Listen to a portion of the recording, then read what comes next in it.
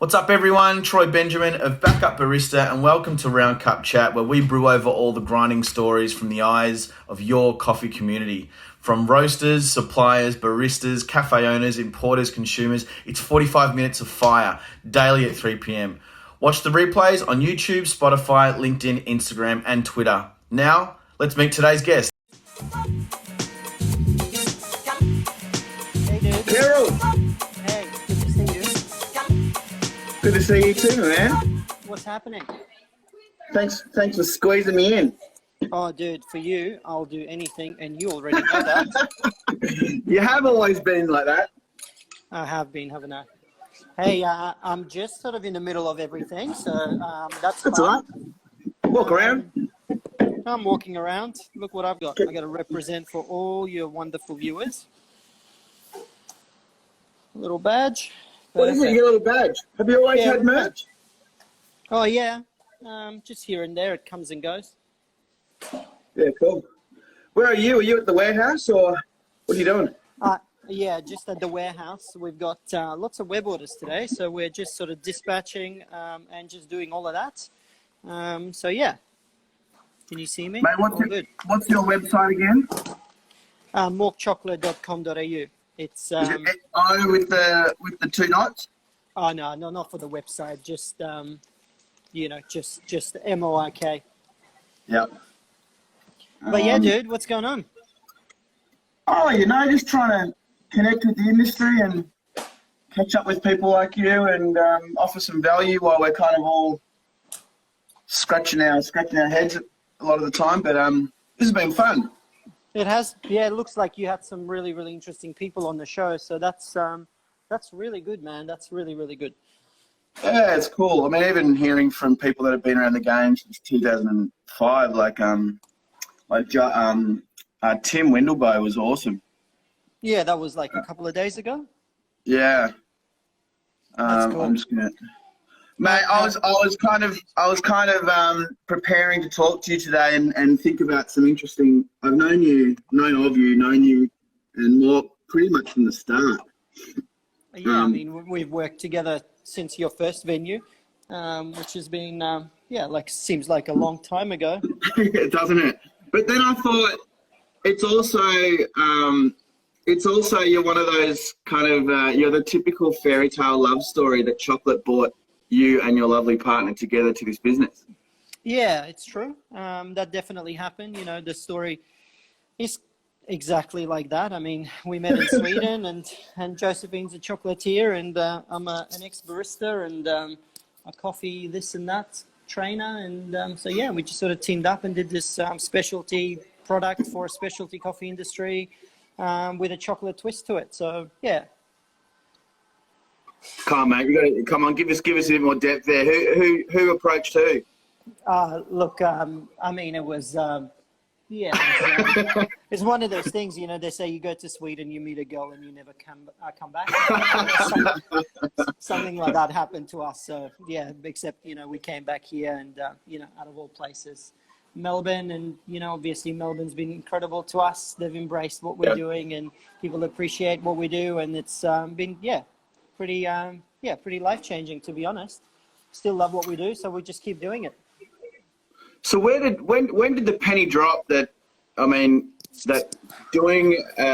introducing a new product into a market that potentially you could look at as saturated, like new products, chocolate powders, but chocolate was kind of the one that I think you struck gold with because it wasn't been doing so well. Was that the premise? So kind of not by design, but that is true. Like back in the day when we started the company, chocolate has always been an afterthought. So I suppose, I was working at auction rooms at the time and, we had 6 siphons on. You remember the long bar with all the gas burners.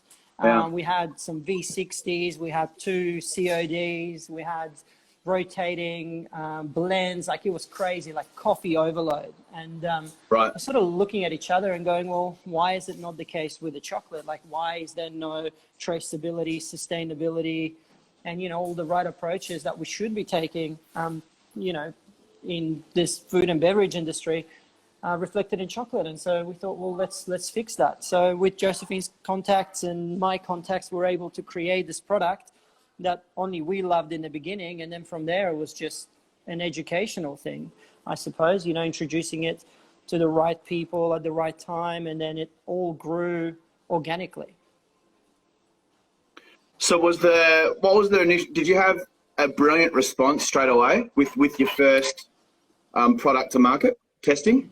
Yeah, so our first testing ground properly was auction rooms. I mean, partly to do with the fact that I used to work there, but we knew Andrew Kelly really quite well. So we put it out there and they were willing to do something different. And, you know, they were always on the front foot with everything in the specialty coffee industry. So when they put it in there, you know, it just people kind of took on and then, you know, a few more customers here and there and it slowly spread around the world.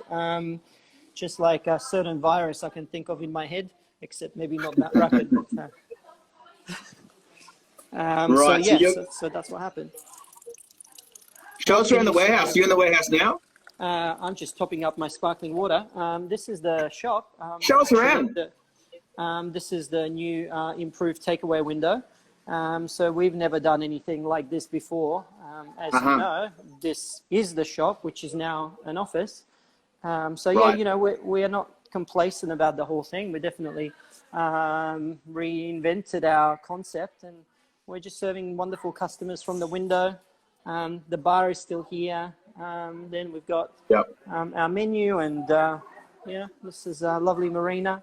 And then we've got a little temporary dispatch desk here, and that's Fritha, our wholesale manager, and this is our big kitchen and our chefs are running around here and there. So yeah, that's kind of this space, but then we manage a couple of other spaces as well where we produce chocolate and also where we have some more storage and warehouse and where our car is parked. So that's it. So is this the warehouse that you kick things off? Yeah. So this, initially? Well, actually not. So to begin with, we have, well, our first batches were coming out of our house. Yeah, cool. But then we sort of outgrew that. So then, no, we actually have a little manufacturing facility in Dandenong where we blend and pack all of our chocolate blends, and that's where we keep all of our raw ingredients. As you can imagine, you know, blending chocolate is a bit of a messy process.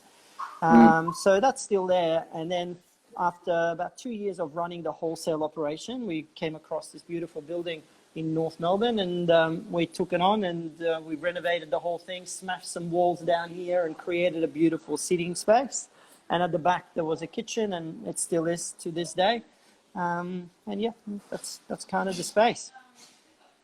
Mate, I'm really impressed. I mean, if you're not to downplay being a barista, but from what you and Josephine have achieved from, I mean, a chocolatier is quite complex. I mean, they're up there with the pastry chefs. A barista is very mechanical, but you guys how have you navigated through these kind of stages that you keep growing to? And then, I mean, is it a lot of new ground that you're kind of hitting, and how do you grow? Yeah, it's a tricky question to answer because it's not just myself and Josephine in the business anymore. So I've always got to remember myself and pinch myself there.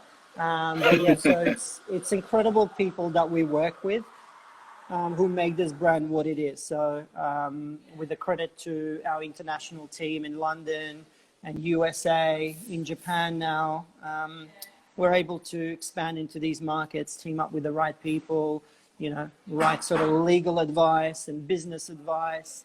But yeah, I mean, I do a lot of contract reading, which is, I'm not exactly super stoked about that, especially lately. I'd much rather be in the shop making chocolate. But anyways, yeah, look, we just navigate it as it comes. Like neither myself or Josephine have a business degree in anything that. So it's all new territory. So we have to learn a lot of things on the fly.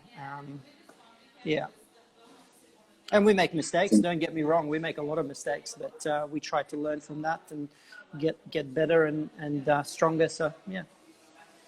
Can you divulge any kind of mistake that you really were out of your depth and you overcame? Or what's one that comes to mind where you're still kind of thinking, gee whiz, how did we survive that? Fuck, you know, there's been a few, but aside from current?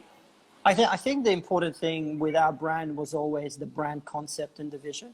You know, a lot of people would push us to do other things and take us into a slightly different direction, you know, take more markets on, do more corporate, do contract blending. And our vision's always been like, no, hang on. We are the chocolate company. We will deliver what we can, and we don't look outside our scope.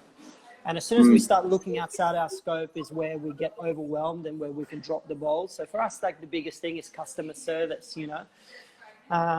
So yeah, like that's our focus, you know. We're like no different to, say, a specialty coffee roaster. You know, we wouldn't just give this incredible product to a distributor to then go and like distribute to 100 of their customers, you know, because then you lose touch with your customer, and then you also lose that values and, you know, focus, training, all that ties into it. So yeah, like our mistakes have definitely been outside of our scope of vision, and the path, Troy, is like linear, you know, like we know what we've got to do and we just get it done, you know? Yeah. I know exactly what you mean. Yeah. Where was your, when you started Mörk, were you always building to expand overseas? Actually, no. Our vision's always been sort of in this country. Well, obviously, Josephine being Swedish, us going to Sweden a lot. Can you see me? This has just popped out. Yeah, you drop out. You've dropped out once before, but I can still hear you. Okay, cool. Well, I'll the see the video maybe a bit... come back. Oh, hang up. Yeah, there you go. The phone's been playing up. It knows that there's a new one out there, maybe. Look at this. It's like zooming me in and stuff. Sorry, man. It's out of my control. It just keeps doing it. As long as it doesn't have the bunny ears, I think we'll be happy. Yeah, so like the overseas thing sort of happened quite naturally because we've had a lot of demand from the UK industry, from the coffee and the way it's sort of evolving and booming. And we're like, well, you know, should we try it? And we tried it and it worked. And then it gave us an excuse to go back to Europe and also, you know, to connect with Josephine's family through like our travels like that. So that kind of worked really well. And then it just kept going and going. And now we have an office there. We service close to about 250 customers Europe-wide. Wow. With a couple of full-time staff members on the ground. So, yeah, it's a big deal. Kind of happened. It's crazy. It's crazy, man. Like obviously I talked to you. Where was I? I was somewhere outside of London. Oh, yeah, that's right. Was it Amaret? What's the guy's name? Sadiq, something like that. Anyways, he's a cool guy. Cool guy, yeah. Just seeing your bags, your chocolate bags in the window, it was just the coolest feeling. Just going, wow, what a journey, you know, like that long ago, just the chocolate brand come out and it's just traveled that far, and it must really resonate with a lot of people. But tell me, when you were, have you ever had to kind of tweak the product from a change of interest in the industry? Say, for instance, people don't want, I mean, you're non-dairy. Are you gluten-free? Yes, the products are dairy and gluten-free. I mean, look, you do get an odd, do you make a white chocolate? Do you make a milk chocolate? This and that, you know, like people will have a bit of a, like, kind of like a request on what they want to see from us. But again, it sort of comes back down to our vision and what we want to do. So, you know, the word mörk in Swedish means dark. And so that's what we do. We do pure dark drinking chocolates. So yeah, sorry if I wasn't clear enough, but yeah, so dark, yeah, so that ties in with Josephine's heritage, Swedish word, you know, dark drinking chocolate. But just to answer your question, I guess in a roundabout way a little bit, we've always kept our supply chain and our sources the same. So what we do is we consolidate in the UK. So we actually, we are 100% UK made product. So we've got a facility over there on the ground, which produces our chocolate. Now, the only thing, I guess, similar to this facility here is that we consolidate all the ingredients into our like blending facilities. So basically, it's the same coconut sugar, you know, it's the same cacao powder, it's the same chocolates that we buy from around the world. So the recipe is exactly the same. And that was the most probably important, I suppose, business decision for us, is to create that consistency. So being a, you know, global brand, but having two production facilities in, you know, two different continents, you know, how do you manage that, right? Yeah, right. So yeah, so that's kind of what we do. And, you know, like I said, you know, being a global brand, you know, people can come and have a chocolate here in the brew house in North Melbourne, at the same time go to, you know, somewhere in Surrey Hills in London and go sit down and have a chocolate there. That consistency is the same. So even the preparation method is the same. And because we work with everyone business to business, we basically deliver the same training, same education. So in essence, the product will be made exactly the same way, according to how we want it to be made, with the exception of milk, of course. But that's a minor thing, and it's out of our hands. So yeah, consistency. Yeah. Epic. So so in Australia, are we getting, did you say the UK products are UK based and Australia's got exactly UK products as well? Everything that you see here is made here, and everything that you see in the UK is made over there. We have a production facility in the US as well, so everything that is sold there is also made in America. And the only one as an exception to that is Japan, so we're still exporting from here. But yeah, we're looking to maybe centralize that as well at some stage in Japan. I mean, for us, the biggest thing is the, you know, environmental footprint as well. So there's no point getting all these ingredients from around the world to come to Melbourne and then out of Melbourne again. If we can minimize that environmental footprint and produce locally, supporting the local industry, and, you know, not having unnecessary movements, then we'll do that. You know, why not? Yeah. How elaborate a bit more on the footprint side of things. What kind of I mean, like, you think about it, right? So we work with this really incredible farm in Indonesia, in West Java. So they produce the coconut sugar for us. So it's very similar to what happens in Ethiopia, I suppose. So it's smallholders that will collect the sugar sap, then they'll bring it down to a central processing station where they'll make the sugar, and then that sugar then comes to us, to Australia. Now, if we get it here and then produce the stock and then ship it out again via Singapore, you know, by boat or by plane or whatever it may be, it sort of comes to us, then goes back into Asia and then out again. So that definitely doesn't make sense. So if you think of Indonesia being the central point, then the sugar will go to London, it'll come to Melbourne, and then it'll go to just outside Chicago is where the other facility is in America. So that's kind of what we're trying to do, is minimize movements and still keep the same ingredients around the world. And whereabouts do you source your chocolate from?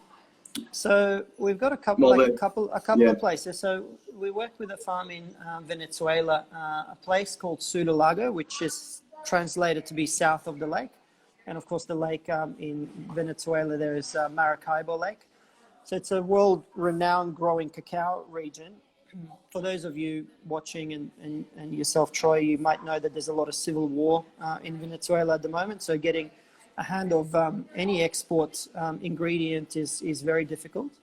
So we're able to sort of secure that supply through an Italian company that we work with very intimately. They actually own the farm there. And so what happens is they export the raw cacao through their channel. So we're pretty lucky in that respect.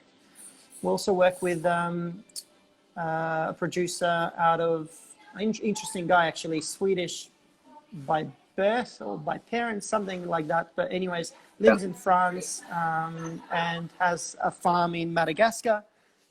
So his name is Batil Åkesson. And so we get some, he's a funny guy. Anyways, but we get some Madagascan cacao from him. So that goes into our dark milk and river salt, and the cacao from there is called Samorana Valley. And Samorana Valley, again, is a really world-renowned cacao growing region. Cacao there's like super fruity, really interesting, sort of like, you know, your natural Ethiopians, that sort of, you know, really, really unusual type thing. And then we get cacao powder. That's a Peruvian cacao powder. So we try to sort of go down to source and sort of know what happens on the ground as much as possible in order to produce these blends. Yeah. I've got a question here from Adrian. Is the double bake cake No. made with 70% more? So the twice baked chocolate cake is actually not made with a 70% Mörk. There's some different couvertures that we use to make it.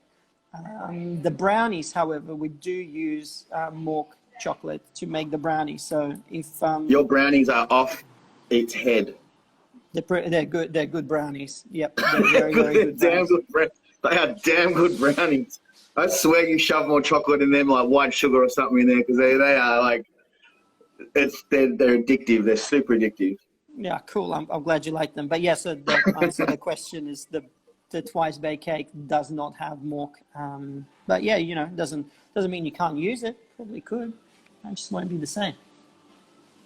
Hey, I remember back in the day when I was still open, you did some collaborations, and I don't know if you still do them, but what was the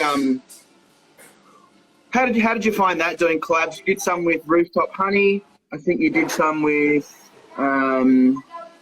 another. Who was some of the collabs you did with? Yeah, I could still remember all of them. So there's a guys called Lux Bites. Have you heard of Lux Bites? Lux Bite, that's right. Yeah. So we had a collaboration with those guys. We also had a collaboration with Rooftop Honey. Actually, that's a long-standing collaboration. It's still going. And then we did some collaborations with Sean Quaid.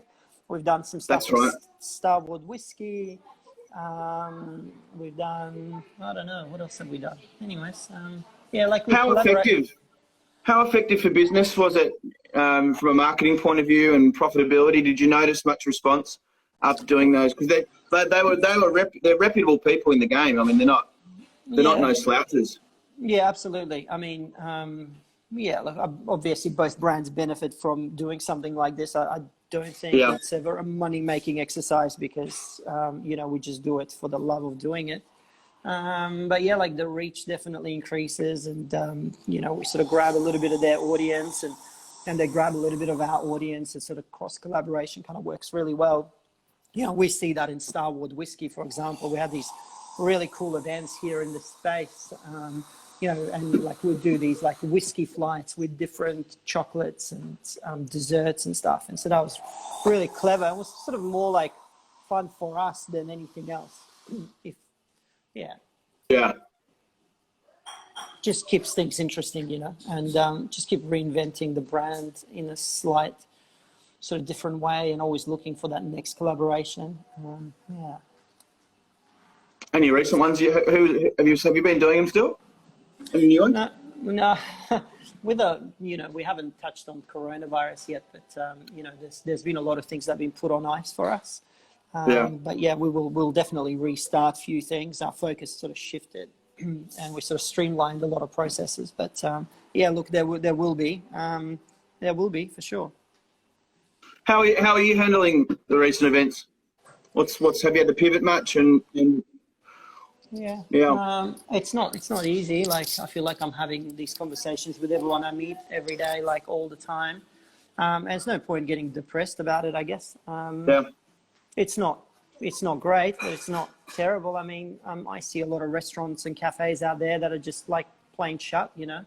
Like I really feel it for those guys because if you don't have the income, you know, if you don't have crazy amount of money in the bank, you know, you can't keep your staff and then people become unemployed and so on. So yeah, look, I feel it for those guys. Like we're in a slightly different position because we've got few moving parts in the business. I mean, our international business has probably been the most, you know, infected, for the better word of it. But online sales have definitely gone up. Our store has reinvented itself. And so, you know, we're doing good things for the community and the local North Melbourne communities coming together to support us. So that's been really good. But the wholesale is down, you know, like it's just down. Yeah. Anyways, that's all right. We'll get through it. You know, I'm pretty confident. I'm starting to see things. I saw you reposted that Patricia's open. I was there this morning. In fact, I was first person through that door this morning, delivering their cakes, and they're all in good spirits, and they had customers already lining up at, right. So the turnout was good. 6:45. Well, I was there before they opened, but yeah, I turned out, so that was good.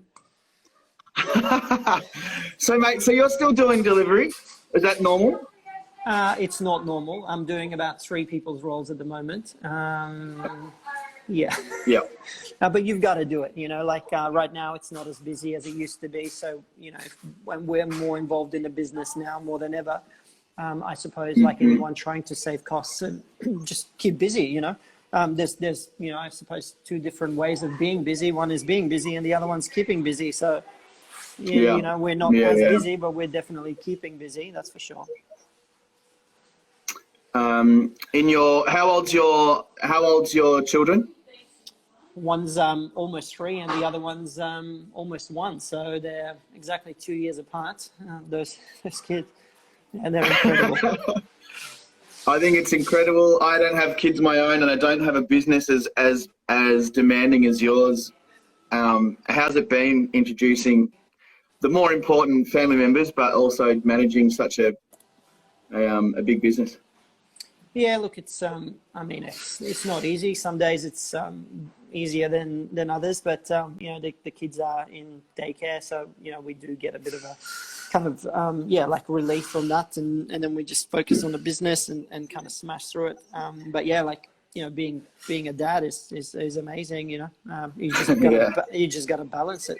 But Josephine and I, we just balance it the best we can, and it all comes down to all the amazing people that we get to work with every day. So they're quite understanding of what's going on in our house, and everyone's kind of picking it up and giving everyone a helping hand, and we just sort of get through it together. So yeah, it's impressive, mate. What's there to look forward to in the new product range with Mörk over the next year or so?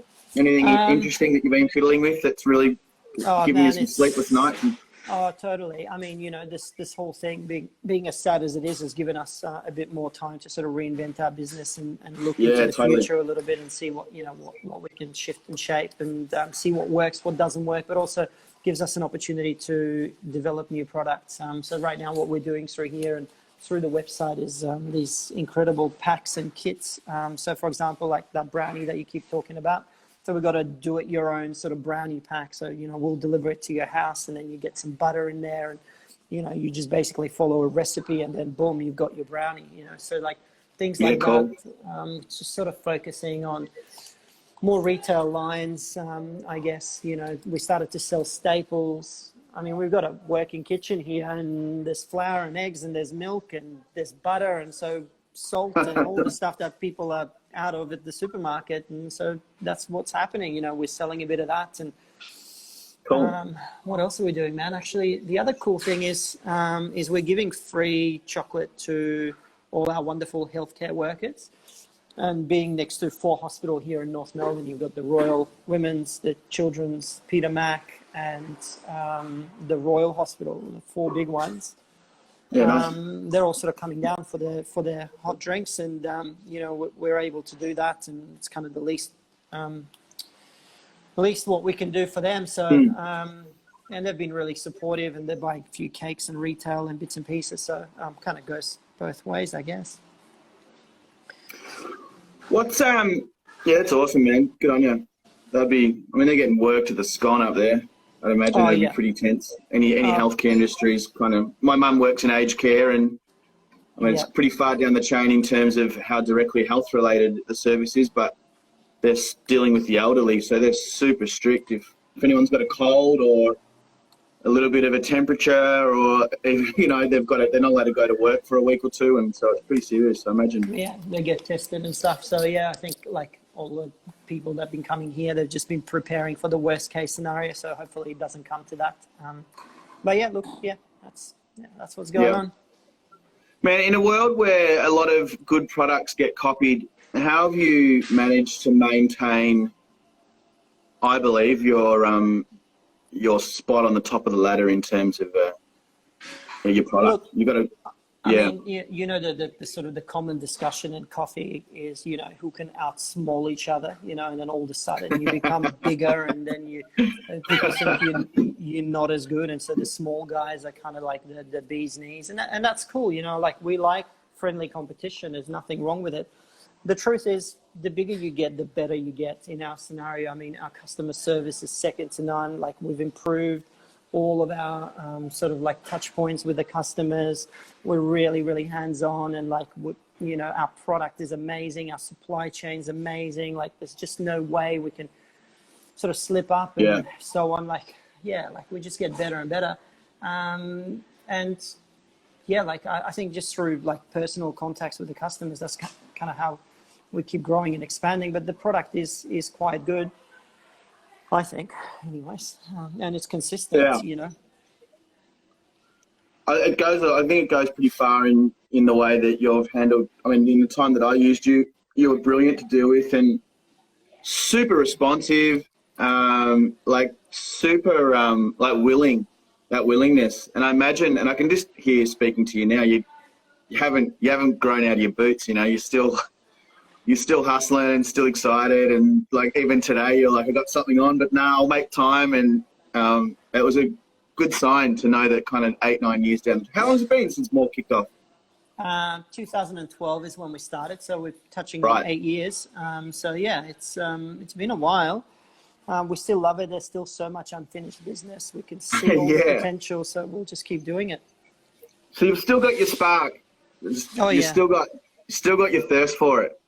Oh yeah, absolutely. Yeah, we'll just keep doing it. Look, on the map for us, Japan is a big thing right now. Like, the response has been phenomenal. We've been there since like November, and we've sent so much stock across already, and we're looking at, well, hopefully everything blows over soon enough, but yeah, we're looking at expanding into Korea and Taiwan, and you know, there's just like endless inquiries coming from, you know, Asia just in general. So we'll just sort of see and analyze the markets, and then sort of take one step at a time and give it a crack, you know.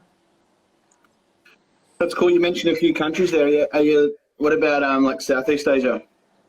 Yeah. What's the market like there? For us, like, really, well, you just got to think about where people drink hot chocolate. You know, it is quite a seasonal product, and of course we can get creative and make beautiful ice drinks and stuff, but people still don't associate our brand to be, you know, an ice chocolate company. We're a hot chocolate company, and so we know that in colder environments it'll work better. So that's why Japan is excellent, because they've got 4 seasons, you know. And we love Japan. We love Japan, you know, and just love to go there, and we love the people, and so that was kind of a no-brainer type market for us. But yeah, like anything north of that would work out. I'm not sure about Southeast Asia. You know, you've got Thailand, and lots of inquiries coming out of that, like a bunch from Singapore and Malaysia. You know, yeah, there's a little bit here and there, but again, you know, if you're locked in a shopping mall at 40 degrees outside, like, I don't know how much hot chocolate people will drink. So we just got to be smart about it. Yeah. Shout out to Aussie in Prague. It's Paul Helmers. Do you know Paul? No, but actually there's incredible presence in Prague for us, which has been really good. Yeah, cool. Yeah. Also, like, weirdly, like Budapest has been crazy for us. Yeah, I don't know. It's like this like random sort of cities all around Europe which have taken up our product. It's been crazy. Have you been approached to do something for the grab and go market? Like like to knock off Big M, or I don't know, Dare Ice, or Look, we've done like, well, I mean, yes, but nothing that we've taken up. I mean, like, we just got to think about the brand and the association with the brand and like what it is, you know. Like, I'm just kind of a little bit skeptical about going too big too quickly. You'll dilute our brand. Obviously, you'll have a much bigger reach, but yeah, and like in our product, it's like we wouldn't do something to satisfy a new market. Like, you know, we've got a pretty clear vision, and if we're doing our thing, it'll be our thing. And mainstream people might not respond well to that, you know, like doing a dark drinking chocolate that most people will be like, oh, it's a bit, you know, where's the sugar, right? So Yeah, right. unless it's perfect. And we've done a collaboration with St. David Dairy, and that's worked really well. I mean, we share so many customers. It was a kind of like a very natural kind of collaboration there. But yeah, nothing with the big players. But anyways, anyone out there watching got some ideas, hit me up. Yeah. Mate, you touch on something that I remember when I first tasted your chocolate was it's a bit ahead of its time in almost, well, there's two different styles of drinking chocolate. It's Milo or a nice, beautiful, dark boutique chocolate, and yours kind of sits somewhere in the middle. I mean, you've got a couple of other ranges, but was that always, what's the conversation usually like when people come into your shop and be like, do you give them a little warning in a kind, informative, experiential way, or do you just let them sip it and, you know, return half cups going back? It's not sweet enough. No, there's none of that. No one's returning anything. I think the beautiful thing about our range is that there's something for everyone. You know, I mean, we do dark drinking chocolate, but like we've got junior dark, which is 50%, super approachable. Kids love it. You know, it's specifically made for all the suburban cafes. But then we've got something crazy dark, like 85%. It's something that like I love to drink, you know, because I don't like too much sugar. So, is that the red one? It's the red one, yeah. So we sort of guide the customers through that sort of menu, I guess. And then there's a bunch of signature drinks. Like basically our motto here is just to have fun with it. You know, like it doesn't matter who comes through the doors. There's something for everyone here, you know, whether it's like a pure 100% shot of cacao, or it's this like really quite like fun and sweet salted caramel milkshake that we'll do, you know, like there is something for everyone here. And if they don't like it, like it's so easy to fix it, you know, like here, have a bit of sugar, you know, here, have this, just put a marshmallow in it or dunk a cookie into it, you know, and then boom, all of a sudden, you know. But yeah, like this space in particular, before we shut it down because of the virus, you know, it's always been a fun playground for us to play around, experiment with the drinking chocolates. So yeah, look, it's all hands-on. The campfire chocolate, I mean, you've seen it 10 times over. You've seen... That's what I'm thinking about. Who come up with that one? Oh, it's all Josephine. Josephine can take the credit for absolutely every drink on the menu and every development. Absolutely. What a champion. Oh yeah, she's very clever. We're working on the whole new winter menu. So when you are out of the house, come and see it. I still haven't been over to see this campfire. How does it work? Because I know it's got smoke involved. Yeah, so it's basically, you know, it's a bit of a like sensual experience, I suppose. You know, it activates all the senses. So you've got the smoke, so that's the, you know, the scent of the campfire. Then you've got the toasted marshmallow, and so it's a bit of a like nostalgic feeling doing it. It really does put you in front of a campfire. So you just flip the glass and the smoke comes up and it like fills the room and you're smelling this like beautiful, what are we using? Maple wood smoke at the moment. And marshmallow, there's a little bit of salt to make it a little like savory. And, you know, when you drink it, it's just, oh man, it's just the best thing ever. It's hard to describe it. You really have to sort of dive into it. But we've taken a slightly sort of, yeah, like, you know, that sort of fat duck. I mean, they're great friends of ours and they're great, like, inspiration for us, I guess, in many ways that they do. But like that sound of the sea type thing, you know, where you're listening to something and you're smelling things, you're touching things, you know. So like all of that, just the way your mind works, it's amazing. And we're just trying to, you know, evoke all those memories and good cozy sort of feelings inside. So, anyways, you just got to come and have it. I love it. It's definitely a thing. That's beautiful. In Dana Lima, no, Mork's not closing down. Just to kind of restore some order here. Oh no. No, so we've closed the store. We're running out of the window. You can get the campfire in a takeaway cup. The experience is not the same, but it's pretty similar. That's awesome. And shout out to everyone that's jumped in. Paulie up there, Lynchie's Brew and Roast. Do you know those guys? Paulie, yeah, legend. Proud Mary, Paulie. That's the guy. No. Paul Helmers, former. He used to be the milk guy behind ProCal with Cool. with, Awesome. with the friendly David Boudry. Oh, of course. Does Very everyone cool. know Dave? We should get Dave on here, Dave, and see what he's up to. He's always got some. He's always got some shed stories. Yep. But man, that's brilliant. Man, I'm gonna let you go. I know you got to kick on, and I appreciate you coming in, man, and making a bit of time. Oh, cool, man. Oh, we'll do this again. Anytime, dude. Anytime. I love it. Say hello to Josephine. Where's she right now? Oh, she's just here. Oh, what, you been hiding her? Oh, just a little. Josephine Troy wants to say hi. Hi, Troy. Hi. How are you? Yes, hasn't it? It has. Yeah. I'm Kiril's good. stealing all the limelight. Well, I'm just kidding. I said Kiril's stealing all the limelight. Yeah, he is. Yeah. Yeah, Josephine actually has work to do, you know. You're doing an incredible job, and we haven't got much time to talk to you. But how are you? How are you going? I'm going good. I'm just keeping up with the times and working and doing my thing. plus the children, you know, no big deal. Just another little thing. Yeah, it's working. Congratulations on you. And things like that. Having a bit of fun with it as much as I can. Yeah. I love it. It's good to see you still opening for the local community too. It's brilliant. Yeah, it's been good. It's been good. We're feeling the love. Yeah. Nice one.